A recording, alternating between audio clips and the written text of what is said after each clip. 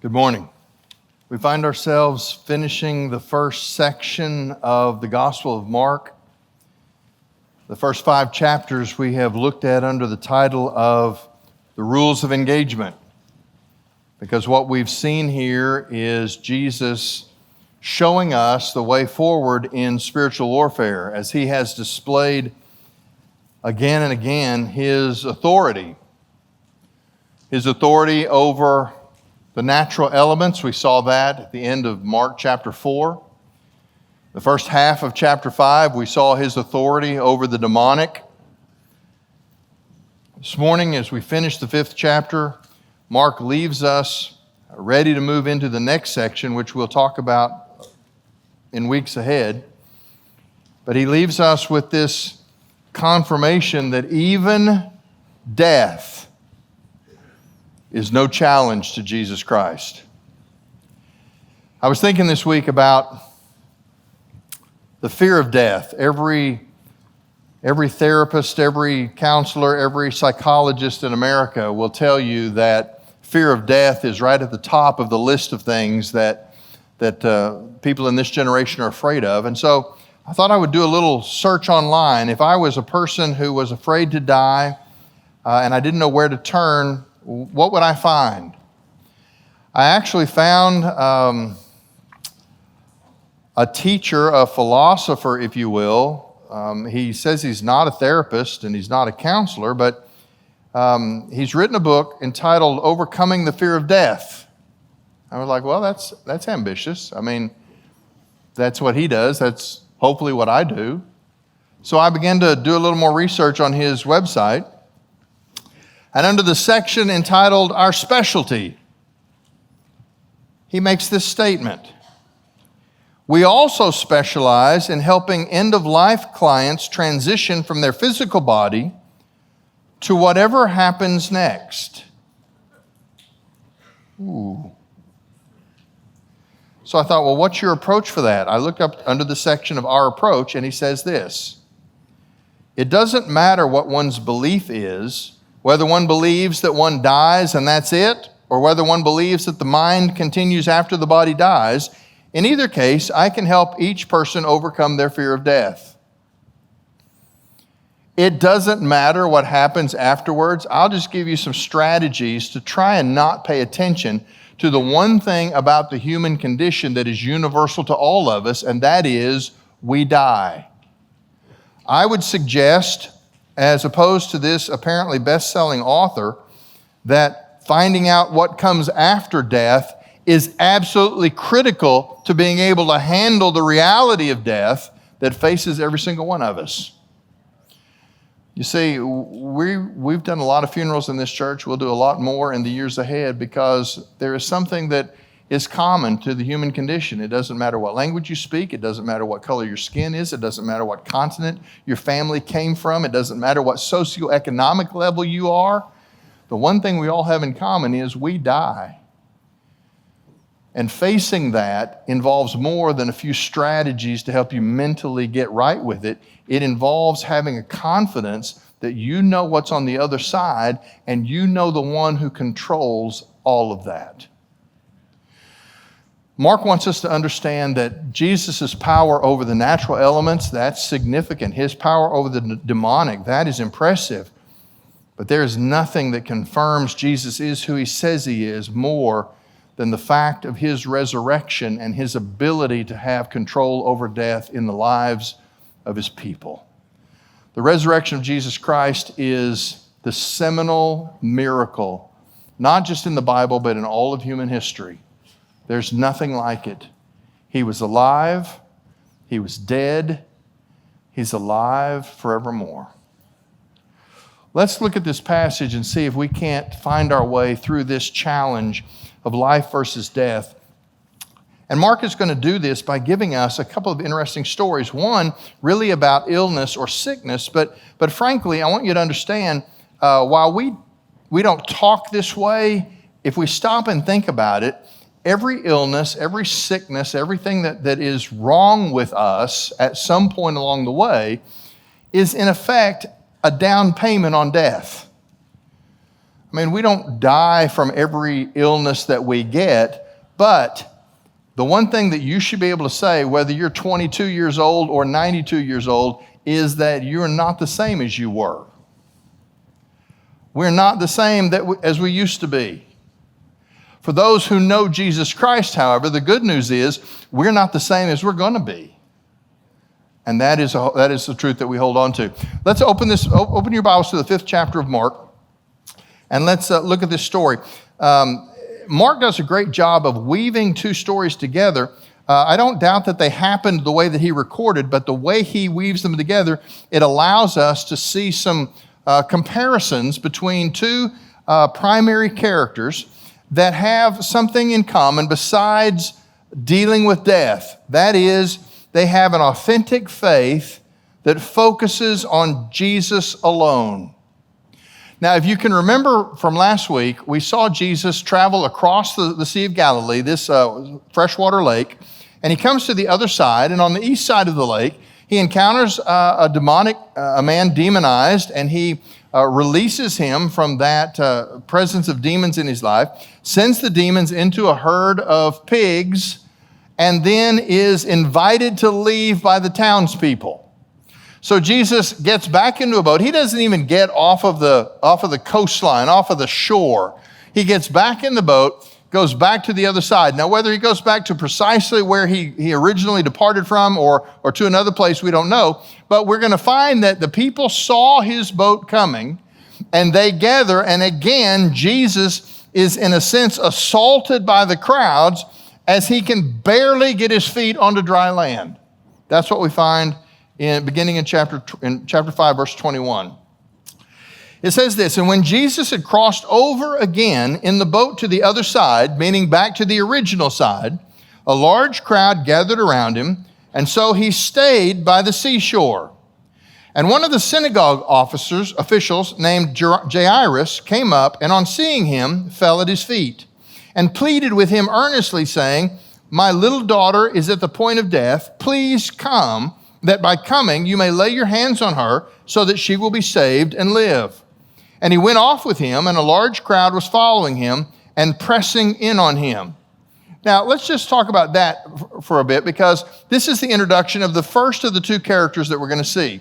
This character was a man by the name of Jairus.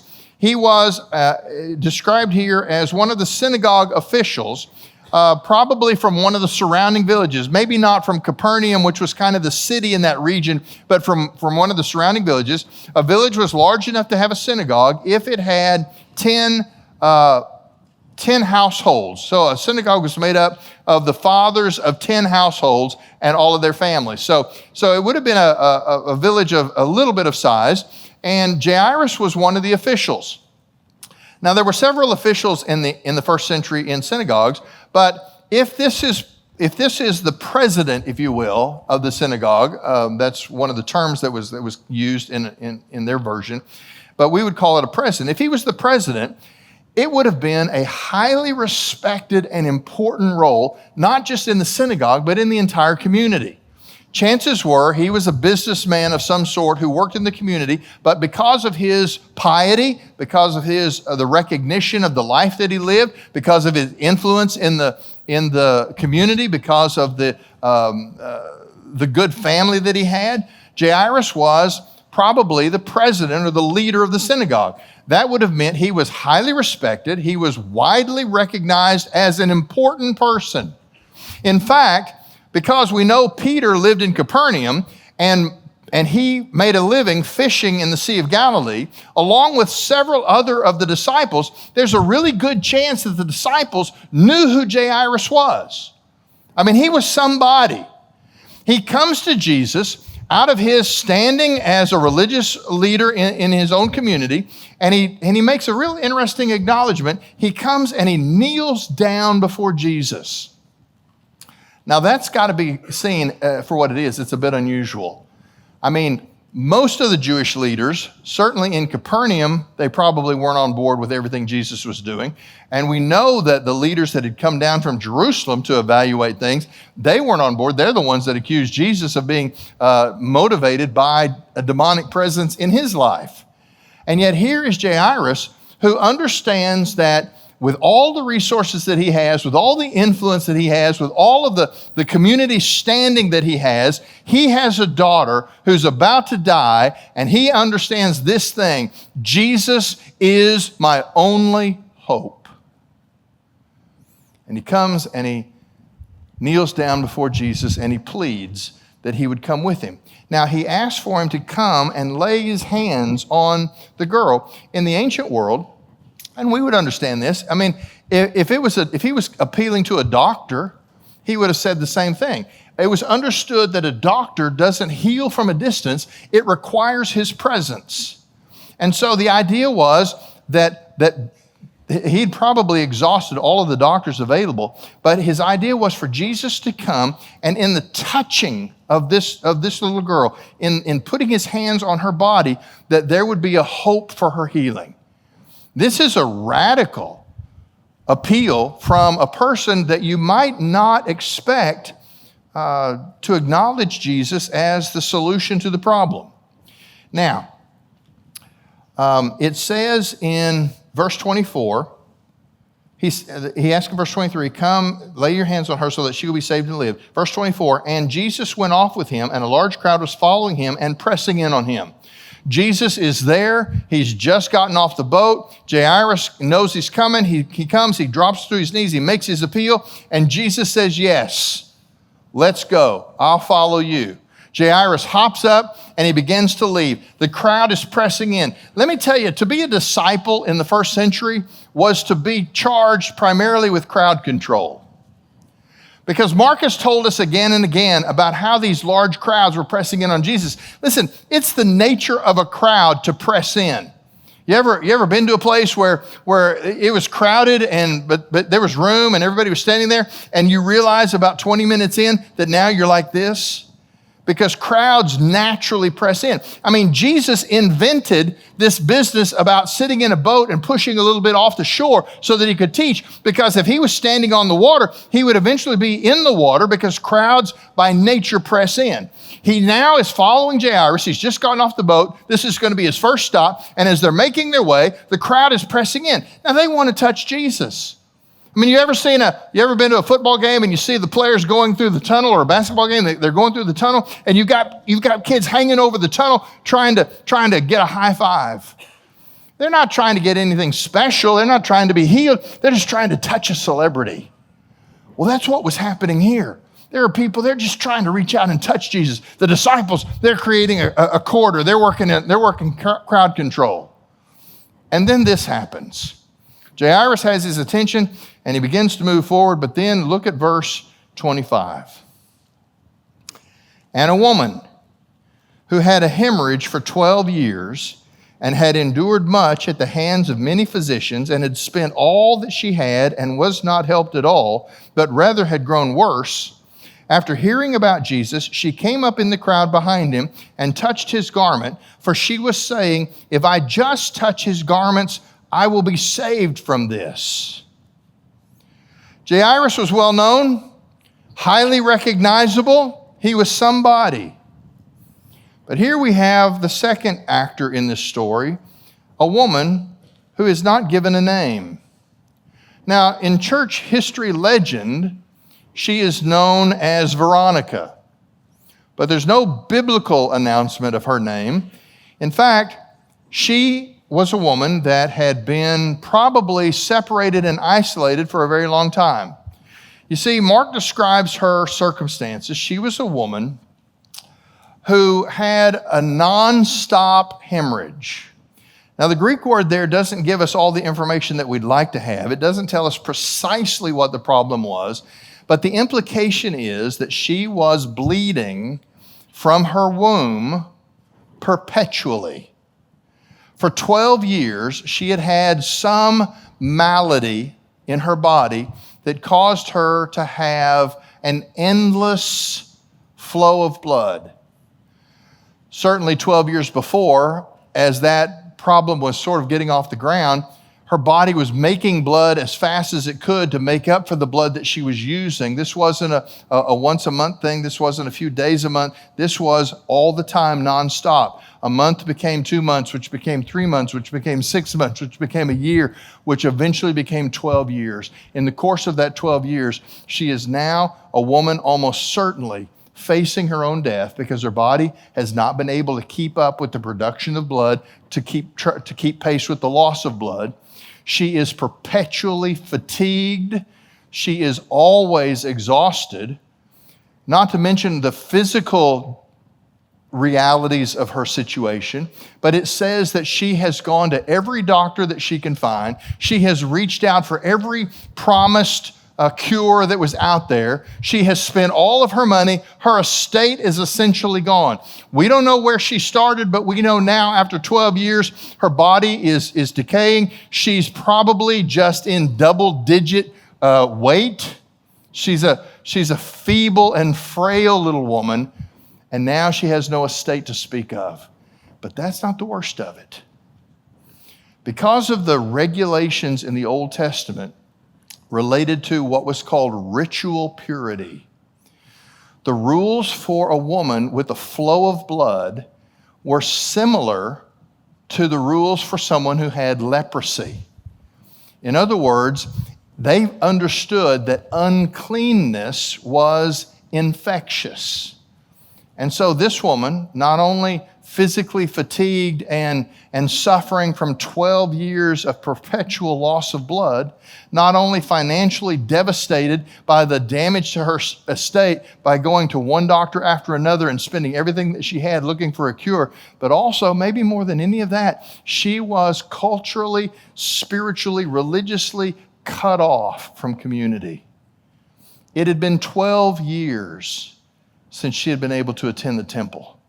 12 years since she had been invited into the midst of the people of God in the middle of worship.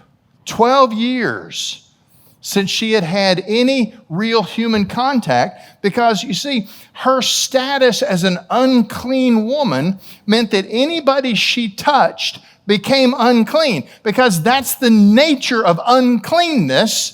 Is the uncleanness always damages the clean, never in the other direction. You carry a pin in your pocket and it breaks and you're wearing a white shirt. The white shirt doesn't make the pin fit. It doesn't fix the pin. The pin ruins the shirt. That's the nature of uncleanness. But she shares something with Jairus. She's a nobody. We don't even know her name. She's been lost to the memory, if there was even anybody in this community that could remember when she was involved in things. He's somebody recognized everywhere he goes. He's bowing down to Jesus, but he's usually the guy people are bowing down to as a sign of respect and honor. But there's something, they're so different, and yet they share one thing in common. They're both facing the reality of death, and they both see Jesus as the solution to the problem. Their faith was alike, despite the fact that every other aspect of their existence was different. She had never met Jesus. In fact, she apparently had told herself, he doesn't know me, but if I can just get to him, if I can just touch his clothing, that will be enough. Now, understand how bold she was, or how desperate she was, really, because for her to be in this crowd, it was a crowd like that was off limits for her. She makes her way to Jesus, and in the midst of people touching him as he went by, she reaches out and touches him, but it's different. Everyone else is touching them with their hands. She's touching them. She's touching Jesus with her faith. Look at what happens. This unnamed woman and Jairus are very much alike at the point of seeing Jesus as the solution to their problems. But I want you to see in verse 29 where this story goes and why Jesus is going to require from her what I've called a public confession. In verse 29, after she had said, if I could just touch his garments, I'll be saved from this. Verse 29, and immediately the flow of her blood was dried up, and she knew within her body that she had been healed of her affliction. And immediately Jesus, perceiving in himself that the power proceeding from him had gone forth, turned around in the crowd and was saying, "Who touched my garments?" And his disciples were saying to him, "You see the crowd pressing in on you, and you say, 'Who touched me?' Are you mad?" Verse 32, and he was looking around to see the woman who had done this. But the woman, fearing and trembling, aware of what had happened to her, came and fell down before him and told him the whole truth. And he said to her, "Daughter, your faith has saved you. Go in peace and be healed of your affliction." Let's talk about this. Jairus is anxious to get home. He's secured Jesus. The disciples are there. They're fighting through the crowd. They're on their way. Use your sanctified imagination and picture this scene. Jairus knows there's no time to waste. He's got to get the master home to see his daughter. The disciples, who may have known Jairus, are as enthusiastic about getting Jesus there because they've seen Jesus do things like this. They know he can help, and they're anxious to get him to where the problem is. And then right in the middle, as they're fighting through the crowd, as they're trying to make way because they're on a mission to save a little girl, all of a sudden Jesus stops and he says, "Who touched me?" And they're like, "Are you kidding me? Like 120 people have touched you in the last 60 seconds. He goes, no, that's not the thing. I don't mean who brushed up against me. I mean who reached out for me by faith.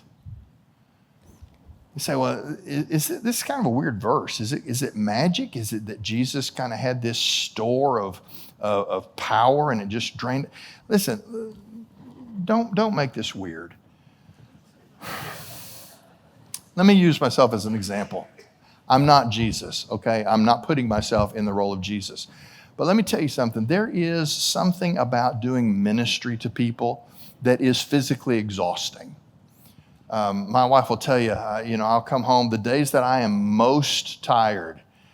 She'll say, "What'd you do today?" I said, I met with 6 people. And I'm emotionally drained. I'm exhausted from what those interactions cost me.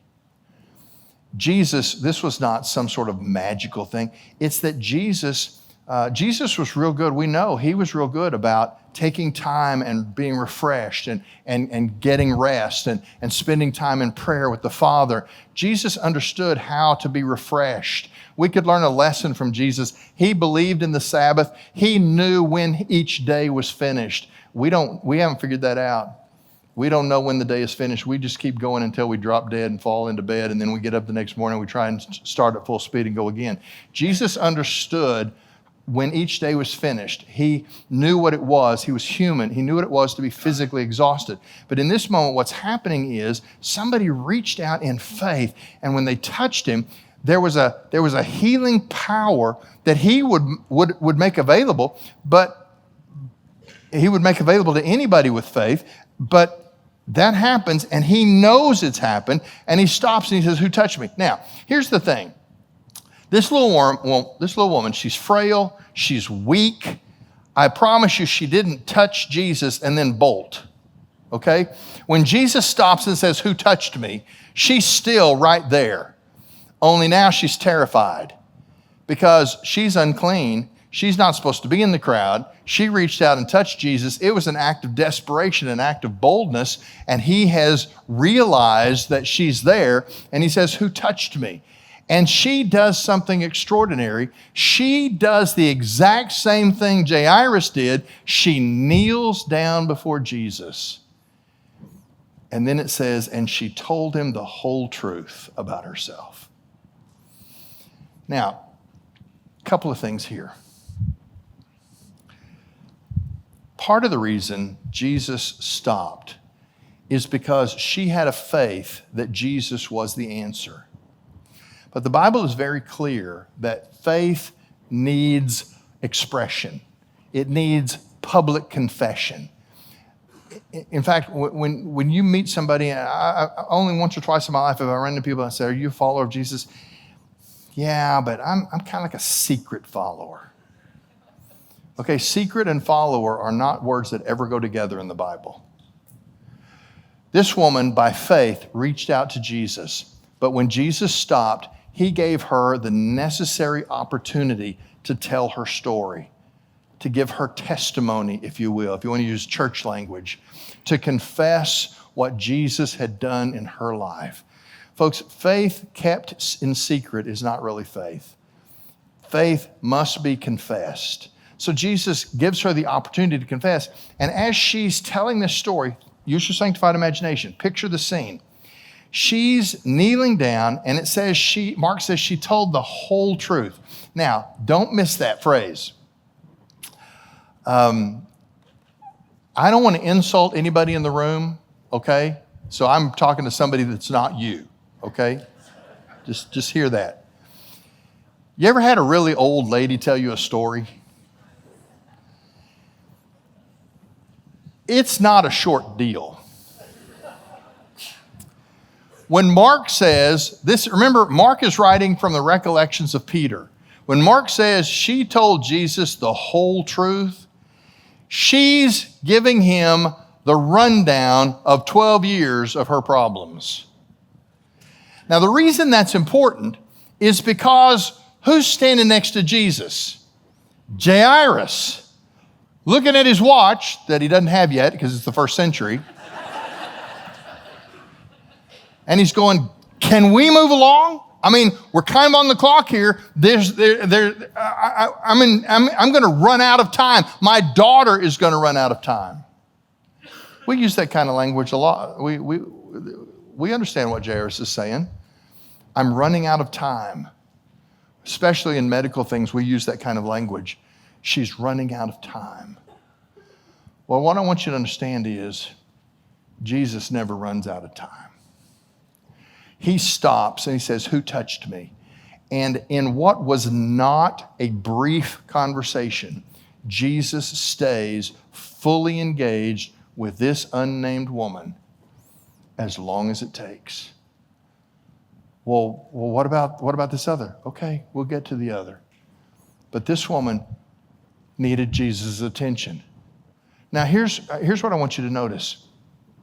He listens to her, and then in verse 34, he says, daughter, your faith has saved you. Go in peace and be healed of your affliction. Now, why I love that verse, a couple of things. First of all, who in this room was at Daughters of the King yesterday? Just raise your hand. That is one of our signature moments throughout the year that our women's ministry does, Daughters of the King. I love the title because of this verse. This woman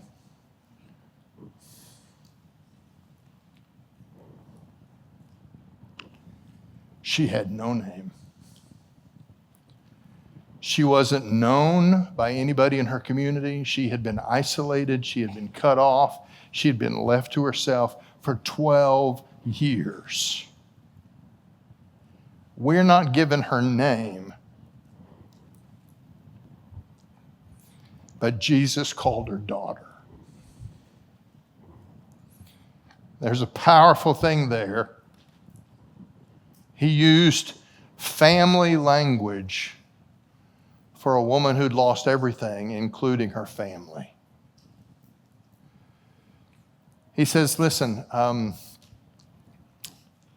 you've been healed from your affliction, but that's not the main thing. Like Jesus always did, her illness, her disease is what drove her to Jesus. But like Jesus always does, he did more for her than she anticipated. She wanted to be physically healed, but he said, your faith has saved you.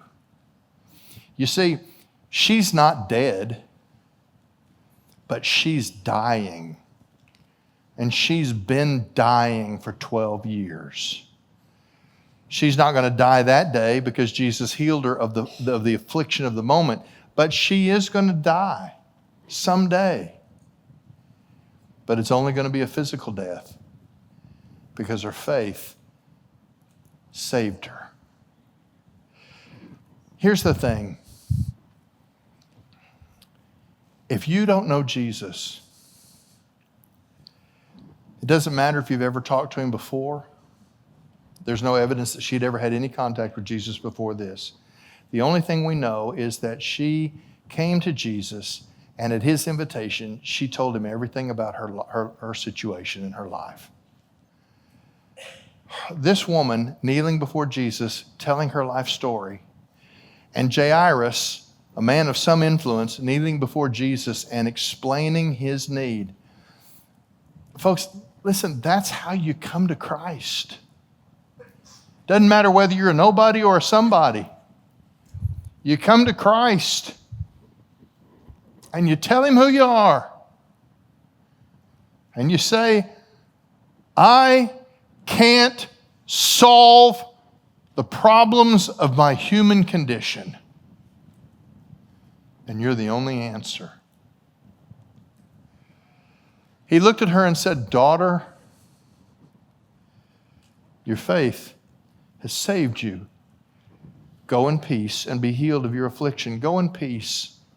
He's not suggesting that you'll now have relief from your physical ailment.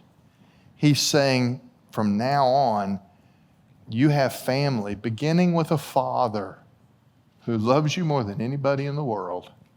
You are at peace with God. Well, and then verse 35 comes. And this is the verse that we were afraid of the whole time. Verse 35 says, and while he was still speaking, they came from the house of the synagogue official saying, your daughter has died. Why trouble the teacher anymore? Now, it's interesting. Verse 35 gives us an impression, I think in the original language a little bit more than in English. It gives us an impression that his friends were not all that enthusiastic about his coming to Jesus. I know it's hard to read sarcasm into written text, but where this says, your daughter has died, why trouble the teacher anymore?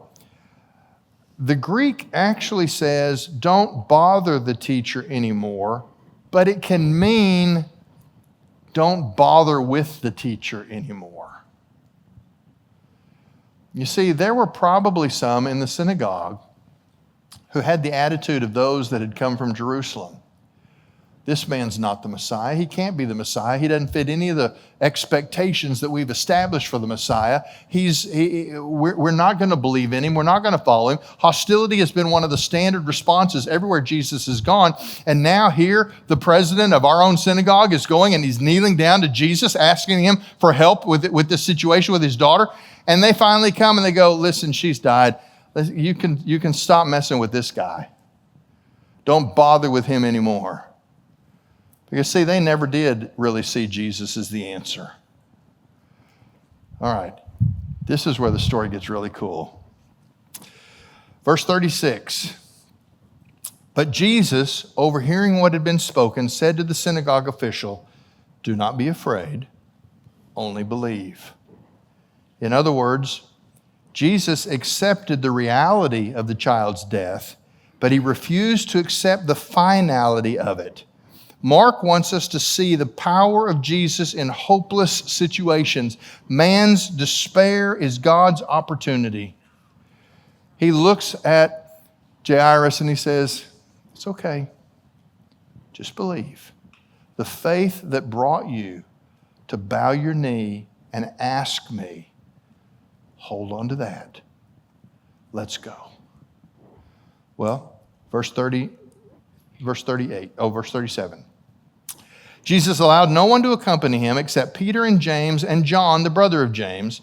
And they came to the house of the synagogue official, and he saw a commotion and people loudly crying and wailing. And entering in, he said to them, why are you making a commotion and crying? The child has not died, but is asleep. And they began laughing at him. But putting them all out, he took along the child's father and mother and his own companions and entered the room where the child was. All right, picture the scene. The crowd's been pressing in on Jesus. They hear the woman. She tells the whole story about her life. Jesus saves her. He heals her. And then the news comes. And Jesus says, all right, to the disciples, I'm going to take 3 of you. Peter, James, and John. I'm going to take 3 of you. The rest of you stay here with the crowd. keep them occupied, keep them back. He leaves the crowd behind, and he only allows Jairus and the 3 disciples to go with him. They come to the village, and they go to the place where Jairus lives, and there is already a commotion. Now, let me explain about that. In the Old Testament, there was an expectation that there should be mourners at every instance of death in a community. Now, the requirement was there should be at least 2 mourners. That was a minimum expectation. It's really not that weird of a tradition because it's kind of like what we do when we have a funeral. When we have a funeral, the family of the one that has died gathers around, but then friends and acquaintances and coworkers and people come and they join them for the funeral because it's not really about hearing the preacher or even seeing the casket. It's about giving support to the family. We know that. That's the way funerals work. Well, in the Old Testament, the idea was nobody is so insignificant that they should not have at least 2 mourners at their funeral. Now, the problem was, by the first century, the Jews had done what they always did, was they turned ministry into industry. And so what they did was they developed a position of professional mourners. You basically, when you were having a death in the family and you needed a funeral, you went out and you rented mourners. I mean, you paid them a fee and they came. Now, here's what you got to remember. If you do this for a living, if you're a professional mourner, you're always just one funeral away from being unemployed. So what do? You put on a good show. They pay you the money and you come and you are gonna grieve like nobody's ever grieved before. You're gonna wail and you're gonna weep and you're gonna beat your chest. And people are gonna go, man, the person who died, the family of the person who died, they must be important. They must be somebody. And if you had the money, you didn't rent the minimum number of 2. You rented a whole class of mourners. This little girl hasn't been dead but just a few minutes. She dies. They send a messenger. He runs down to the seashore where they can catch Jesus and Jairus and say, hey, listen, it's too late. She's already died. And by the time Jesus walks back, all the pieces are in place. All the mourners are doing their job. And the word commotion here, it's the word for chaos. It means it was crazy. There was a scene going on as they were grieving over this dead girl. Now, here's the problem. If you take from my description of this that I'm not impressed, you're exactly right. And I'm not impressed because I don't think it was sincere. Often it wasn't. They were just on the clock. But here, Jesus comes in and he's in the middle of these people. It says loudly crying and wailing, but you can just imagine it was just bizarre. And Jesus says, why are you making a commotion and crying? The child has not died, but is asleep. Now, Jesus wasn't saying she's not dead. He was just transitioning to a different use of language to describe her death, because when we speak about death, that is usually the end of the line, but Jesus transitions them to the word sleep. She was dead, but sleep always implies a waking up. And that's what's about to happen here. But these mourners go from 0 to 60 in nothing flat when they go from weeping and wailing and gnashing of teeth to sarcastic laughter and mockery of Jesus because he said, well, she's not dead, she's just asleep. Now, here's the thing. I've got a couple of commentaries written by more liberal writers, and one of them this week, as I was studying this passage, he said, well, she probably wasn't actually dead. They mistook that, and she was probably in a coma. Okay. Well, that's not the reality, but let's pretend it is. Let's talk about that. I mean, first of all, there is an attitude that says we're so much more sophisticated and smarter than any human beings that ever went before us. I mean, our arrogance is epidemic. Like the people in the first century couldn't identify death. They didn't know when somebody was dead. Okay, first of all, there's that. This girl was dead. I mean, nobody gets paid if the mourners show up and she's just really sick. She was dead. But secondly, let's concede the point. What if she was just in a coma? And what we're going to see is Jesus is going to speak a word and she's going to stand up. That's still a pretty good deal. Now, here's the thing. She was dead. Jesus comes in and says she's asleep. Verse 40, they began laughing at him, but putting them all out, he took along the child's father and mother and his own companions and entered the room where the child was. In other words, because of their mockery, because of their disbelief, their unbelief excluded them from seeing this private miracle that Jesus is going to reserve. Only his 3 disciples and the mother and father were allowed to see this. The mother and father certainly were in agreement when Jairus left. Mom stayed with the girl. Jairus went to find Jesus. They're in agreement about calling for Jesus as the solution to the problems. So the parents are admitted to the room and the 3 disciples. Now, look what happens. In verse 41, and taking the child by the hand, he said to her, Talitha cum, which translated means, little girl, I say to you, arise. Now, let me tell you about Aramaic. This phrase, Talitha cum, is in Aramaic. The New Testament is written in Greek because Greek was essentially the universal language. It was the language of commerce. It was the language of travel.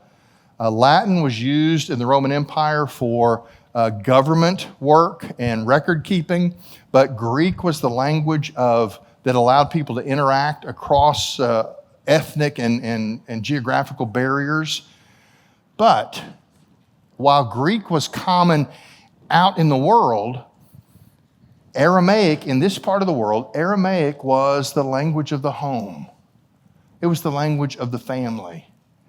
It was the language that this little girl had heard from her mother and her father and her siblings. It was the language they spoke at home. Jesus comes and sits beside her. She's dead. Mom and dad are just grief-stricken. And he takes her hand and he speaks to her in the language of her family. And he says, Talitha cum. Now, my translation says, little girl, I say to you, arise. The I say to you is trying to communicate that the language is a command. It's not a suggestion. It's not a hope. Jesus is instructing her to arise. But what it literally says in Greek, once you understand it's a command, but the actual words are simply, little one, little girl, get up. And she does. Immediately, the little girl stood up and began to walk. For she was 12 years old, and immediately they were completely astounded. I love this scene because speaking the language of her family, he just said, little one, do this.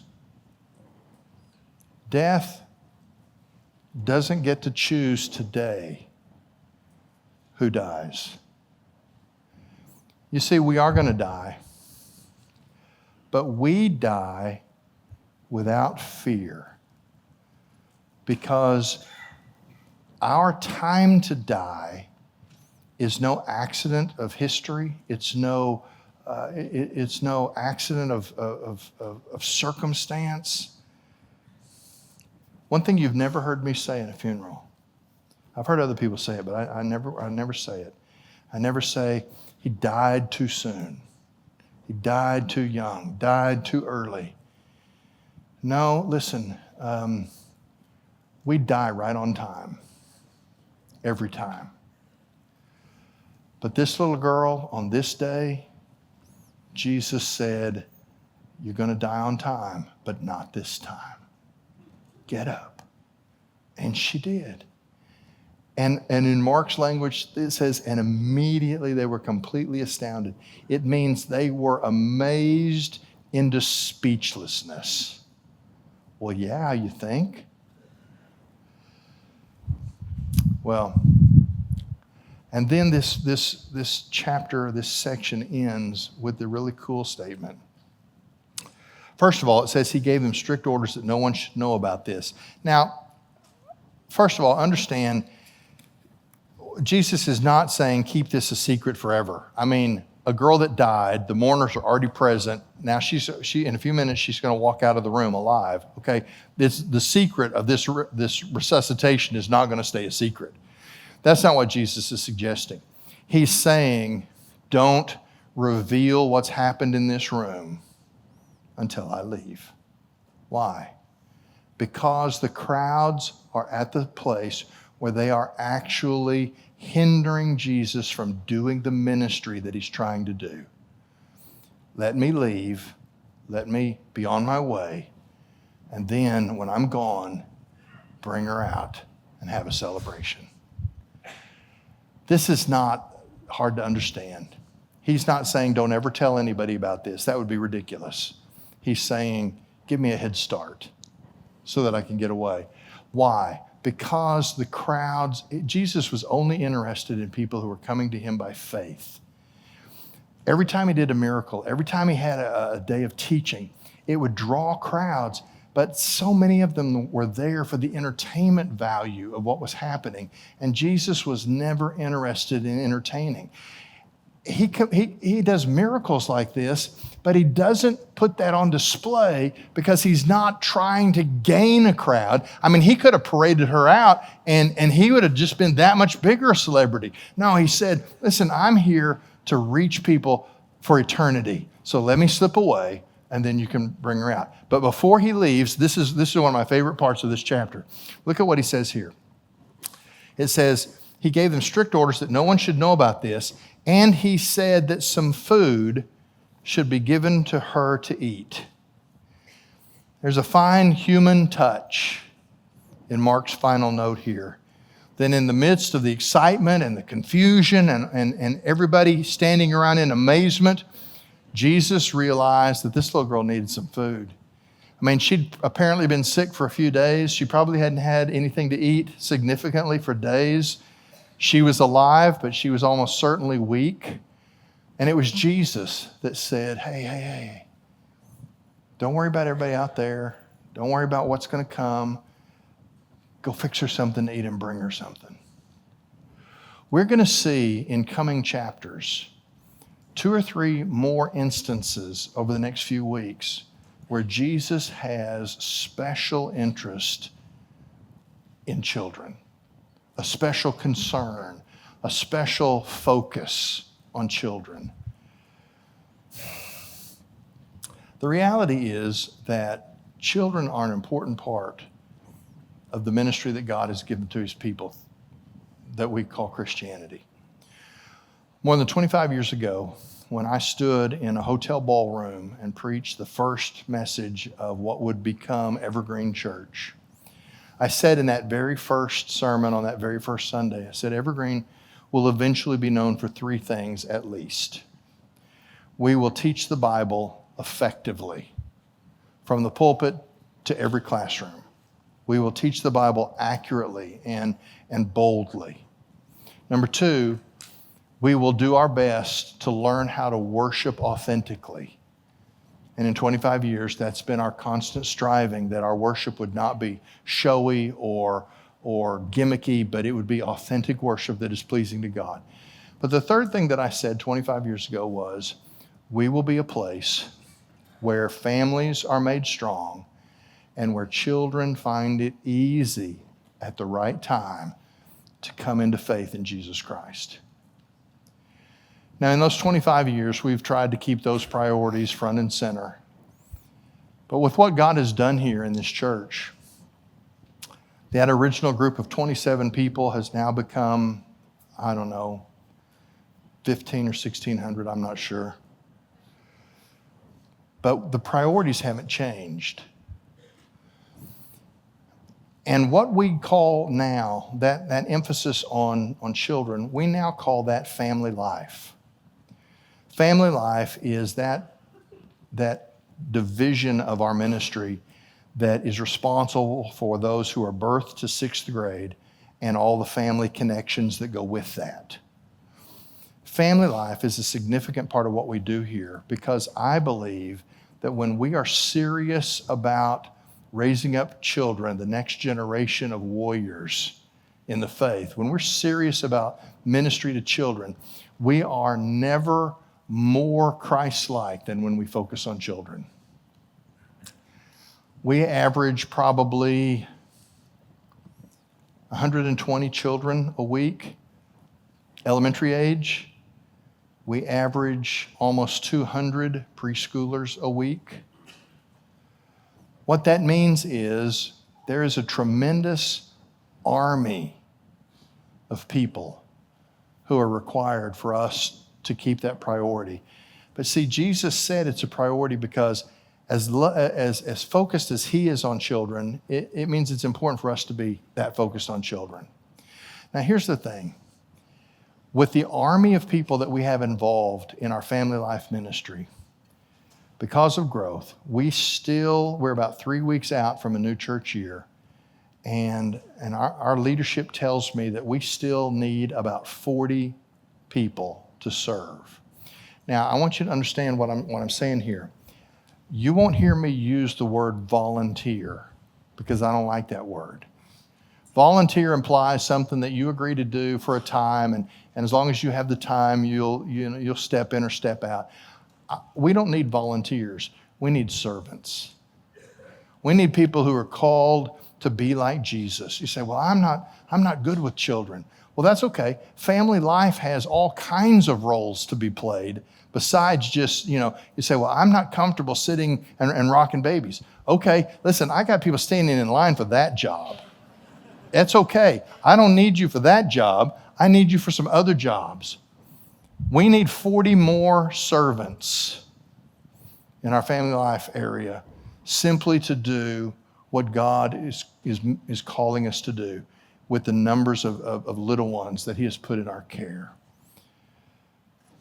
When Jesus looked at this girl, he reached down and he took her hand. He said, little girl, get up. And she did. And in all the hustle and bustle of everybody around her, it was Jesus who said, oh, by the way, go get her some food. Let's take care of her. She's precious to me. You heard Pastor Scott say earlier in this time together that we have a family life essentials class next week. And then he sort of casually said, we have plenty of opportunities. I'll tell you exactly what we have. We need 40 servants, 40 additional servants. I don't know what part of this message today the Holy Spirit is going to connect to you. I preach one sermon every Sunday. The Holy Spirit preaches 1,000 sermons. He connects with you at whatever you need, and people connect to the message at different places. But I believe there are 40 people here today that need to connect at the point of Jesus saying, let's take care of the little one because she's precious. Find one of your pastors, call the church office, find somebody in our family life division, whatever connection you need to make. We need servants. And God has given us the next generation of warriors to carry forward the faith. The only thing that they're missing are servant leaders to raise them up and make them strong. In Christ, there is no fear of death. And in Christ, there is a love for the childlike wherever it's found. If you don't know Jesus Christ, honestly, I don't know how you face the prospect of your own death. If you're like most Americans, you just try not to think about it. But the fact of the matter is, every time you get sick, every time you get a head cold, every time you get the sniffles, every time you get a blister on your hand, every time something is physically wrong with us, it is designed to be a reminder that our days are numbered. But we don't live in fear of that when we know Jesus. But to know Jesus requires coming and kneeling down and saying, Jesus, this is the human condition that I have, and you're the answer. If you don't know Jesus Christ, we'd love to introduce you to him. We'd love to help you know that there is a way to overcome the fear of death, and it's not just gimmicky strategies. It's actual confidence in the one who is going to get you to the other side. We'd love to introduce you to Jesus Christ. Maybe you're a believer in Jesus Christ, but for whatever reason, you've let 100 other things get in the way, and you've been distracted by things that are keeping you from really focusing on the call that he's given you in your life. You know, if you don't have time to do the important stuff, there's a real simple solution. You got to stop doing the unimportant stuff. Come down and pray. Let us pray with you. Let us just help you reevaluate the way you spend the precious minutes and hours that you have before your time here is finished. Maybe you need a church. Maybe you're in between, or you're new to the area, or whatever reason. Christianity is a literal impossibility to be lived out individually. It is by definition a group project. You need to have a community that you share life with. We'd love to talk to you about how Evergreen can be that family for you. We use family language, brothers and sisters. We talk that way because that's the reality of what God does in this thing called the church. If you need to know Jesus Christ, we'd love to introduce you. If you need to renew your focus and your enthusiasm for the life that he's called you to, we'd love to pray with you and help you with that. If you need to be a part of a church, we'd love to share with you how you come into this family and how you can stand shoulder to shoulder with us, you making us stronger as we make you stronger. Whatever you need to do over the next few minutes, our pastors are going to be right here. We won't be long, but you can come. Say, I'd like to meet with Jesus. I'd like to know him. I'd like to be more serious about my faith. I'd like to be a part of a church. Whatever you need to do, today's the day. Now's the time. I don't have a lot of time. Well, that's okay. Come and speak to us. We'll set up a time where we can visit with you more. Whatever you need to do, do it today. Let's pray together. Father, I thank you so much that in these moments, there is an unmistakable sense of your presence in this place. And I pray that as we are your people, that we would receive that prompting of your Spirit to know you better, to be known by you better, to be faithful servants in this family, so that those that you bring to us for care and training, that the next generation can be raised up because they'll find here a place where the attitude of Jesus towards little ones is lived out daily. Lord, I pray in this moment that you would compel us deep down in our souls to respond to this message in precisely the way you've intended. One message, 1,000 different responses. Father, find here a people whose hearts are completely yours. This is our prayer in Jesus' name. Amen.